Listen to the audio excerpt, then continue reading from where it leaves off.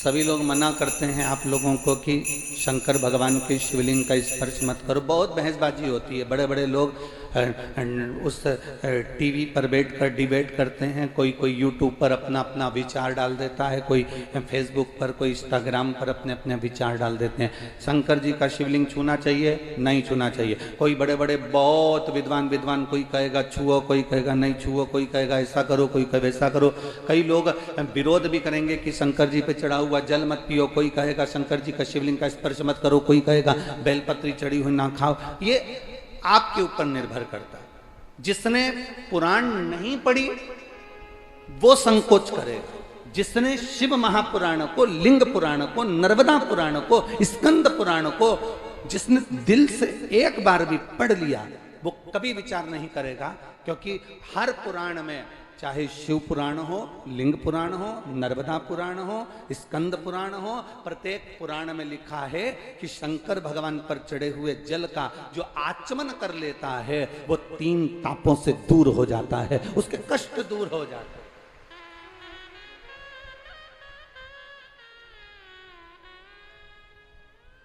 Medical पे से दवाई लेकर खाओगे,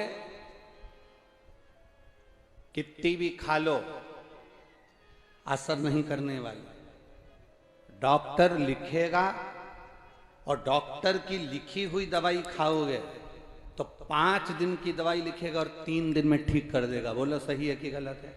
जम के बोलो जरा।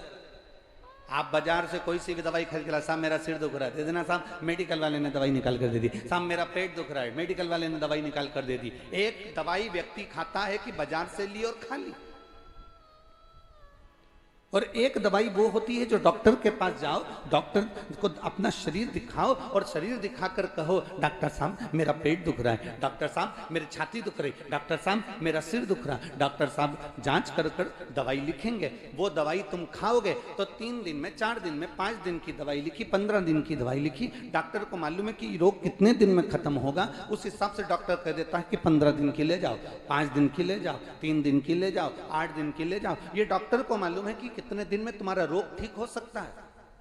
एक दवा वो होती है जो तुम खुद अपने मन से खरीद कर खा लेते हो, और एक दवा वो होती है जो डॉक्टर लिखता है, उस लिखी हुई दवा को खाते हो। बाजार से अपने मन से ली हुई दवा खाओगे तो किडनी और लीवर ये दोनों उस दवाई से डैमेज होते चले जाते हैं, क्योंकि तुम अपने मन से लेकर खा रहे हो। जो मिल गई खा लिया, सिर दर्द तक खा लिया, पेट दर्द तक खा लिया। एक दवाई वो होती है जो तुम अपने मन से लेकर खाते हो, और एक दवा वो होती है जो डॉक्टर लिख कर देता है, खाते हो। इन दोनों में अंतर है। जो तुमने मन से लेकर खाई उससे साइड इफेक्ट कितना हुआ, कितनी लीवर, कितनी किडनी डैमेज हुई, ये आपको नहीं मालूम। आप तो खा लिए, थोड़ी देर सिर बंद हो गया, आपने तो खा लिया, थोड़ी देर पेट बंद हो गया, पर डॉक्टर ने जो लिखी उसको आपने खाया तो डॉक्टर को मालूम है कि इस दवाई से साइड इफेक्ट ना हो तो एक दवाई और लिखता है, इस दवाई से ये कमजोरी ना आए तो वो एक दवाई और लिखता है। कभी भी डॉक्टर एक अकेली गोली नहीं लिखेगा, उसके साथ में 2-3 और लिखेगा। जो डॉक्टर की लिखी हुई खाते हैं वो अंत तक भी मजबूत बने रहते हैं, उनकी ना किडनी ना लीवर कुछ खराब नहीं होता। और जिनका तकलीफ आई मन से ली खा लिया, तकलीफ आई मन से ली खा लिया, तकलीफ आई मन से लिया और खा लिया। आखिरी में क्या होता है कि किडनी और लीवर बेकार हो जाता है। आखिरी में क्या होता है कि शरीर डैमेज हो जाता है, शरीर बेकार, फेफड़े बेकार, हार्ट बेकार। 2 दवा है, एक दवा लिखी हुई है, एक दवा मन से ली गई। बस आप भी इस कथा को अपने अंदर धारण कर कर रखना। वेद व्यास जी ने जो लिखा, पुराणों में, शास्त्रों में, वेदों में जो वर्णन किया, उसको पढ़कर लेओगे तो कभी भी डैमेज नहीं होगे, और ये दुनिया के कहने पर लोगे तो डैमेज हो सकते। वेदव्यास जी ने जो कहा, वेदव्यास जी ने जो लिखा, वेदव्यास जी ने जो लिख दिया इन वेदों में, इन शास्त्रों में, इन पुराणों में, वेदव्यास जी जो लिख रहा है, इन शास्त्रों में वेदव्यास जी ने जो वर्णन किया, अगर उसके अनुसार हम चलेंगे तो हमारी जिंदगी सार्थक होगी।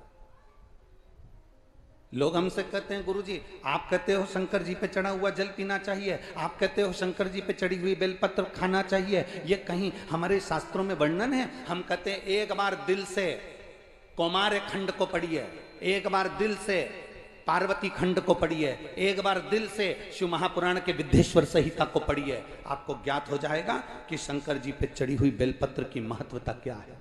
आपको ज्ञात हो जाएगा शंकर जी पे चढ़े हुए जल की महत्वता क्या है। एक पत्र